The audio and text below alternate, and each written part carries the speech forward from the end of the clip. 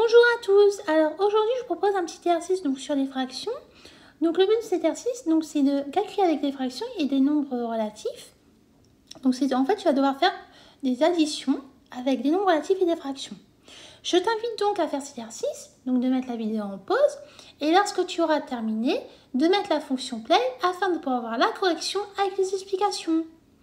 Je suppose que tu as eu le temps de faire cet exercice, donc nous allons pouvoir corriger cela ensemble. Donc, la première question, on nous demande de calculer moins 2 sur moins 14 plus 3 sur moins 7. Donc déjà, avant de calculer, on va voir si on ne peut pas transformer cette expression plus simplement et plus proprement. C'est-à-dire, comme tu sais, lorsque ton nombre de moins est pair, ça veut dire que ton résultat va être positif. Donc, c'est-à-dire que moins 2 sur moins 14, tu peux l'écrire sous la forme de 2 quatorzièmes. Et pareil, si ton nombre de moins est impair, ça veut dire que tu auras un résultat qui sera négatif. Donc, c'est-à-dire on peut écrire directement moins 3 septièmes. Ensuite, on va voir si on ne peut pas transformer encore une fois notre expression, notre calcul. Comme tu peux le remarquer, 2 quatorzièmes, on pourrait le simplifier. C'est-à-dire, on pourrait l'écrire sous la forme de 1 septième. Ce qui va nous donner 1 septième moins 3 septièmes. Et comme tu le remarques, on a le même dénominateur, c'est-à-dire qu'on peut faire 1 moins 3, le tout sur 7. Ce qui va nous donner moins 2 septièmes. Et comme tu peux le comprendre, on vient de terminer notre premier calcul. Ensuite, la question d'après, si là on a grand B est égal à moins 9 huitièmes plus 5 quarantièmes. Donc pareil, on va regarder si on ne peut pas simplifier notre expression pour que ce soit plus propre et plus facile à calculer. On remarque quoi? On remarque que 5 quarantièmes, on peut simplifier. Donc ça va nous donner moins 9 huitièmes plus 1 huitième. Et comme tu peux le constater, on a le même dénominateur. Donc ça veut dire qu'on peut faire moins 9 plus 1. Le tout sur 8. Ce qui va nous donner moins 8 sur 8. Et ça, tu peux simplifier encore une fois, ça nous donne moins 1. Donc encore une fois, on a terminé de calculer notre petit calcul. Ensuite, la question 3. On nous demande de calculer la 5 septièmes plus 4 neuvièmes. Comme tu vois, on ne peut pas changer notre expression, notre calcul. Donc là, on va devoir mettre au même dénominateur.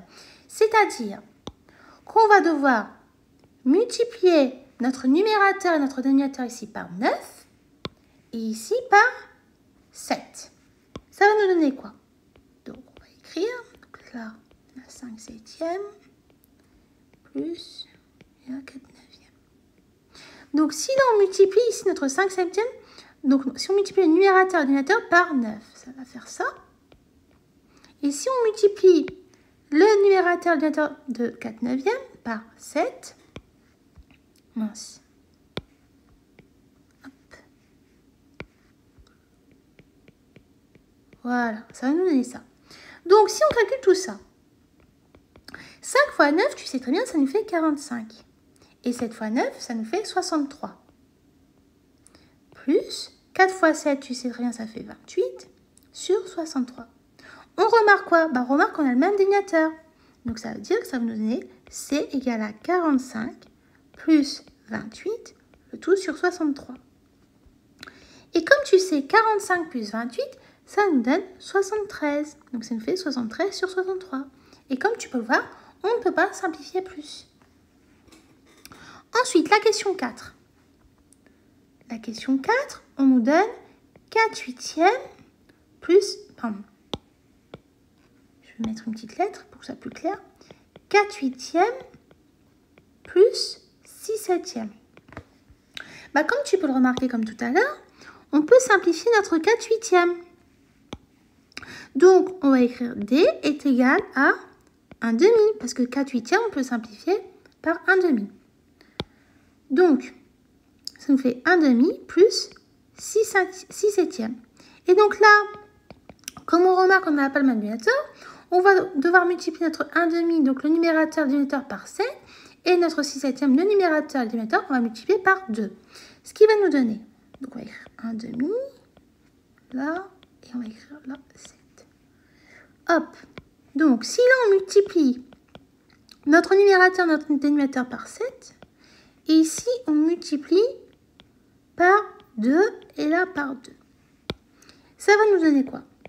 Ça va nous donner que D est égal à 7 quatorzièmes plus 12 quatorzièmes. C'est-à-dire que D est égal à 19 quatorzièmes. Pourquoi? Parce que tu pourras pouvoir rassembler les deux ensemble. Si tu veux, je te détaille cette étape-là parce que je l'ai sauté. Ça nous fait 7 plus 12, le tout sur 14. Donc ça fait D est égal à 19 quatorzièmes. Et comme tu peux le voir, on ne peut pas simplifier plus parce qu'on l'a simplifié au maximum. Ensuite, on nous donne la question 5. Moins 8 quarts.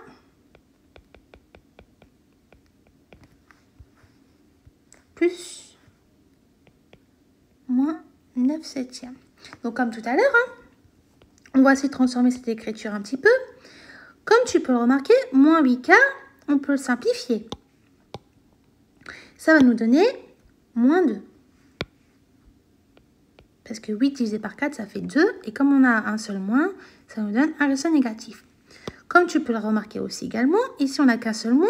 Donc ça veut dire qu'on aura un résultat qui sera négatif. Parce que comme on n'en a qu'un seul, ça fait un pair, donc négatif. Donc moins 9 septièmes. Donc ensuite, pour calculer tout ça, on va devoir mettre au même dénominateur. Donc c'est-à-dire on va avoir moins 2 fois 7 sur 1 fois 7. Parce que tu sais très bien que moins 2 sur 1, c'est la même chose que moins 2.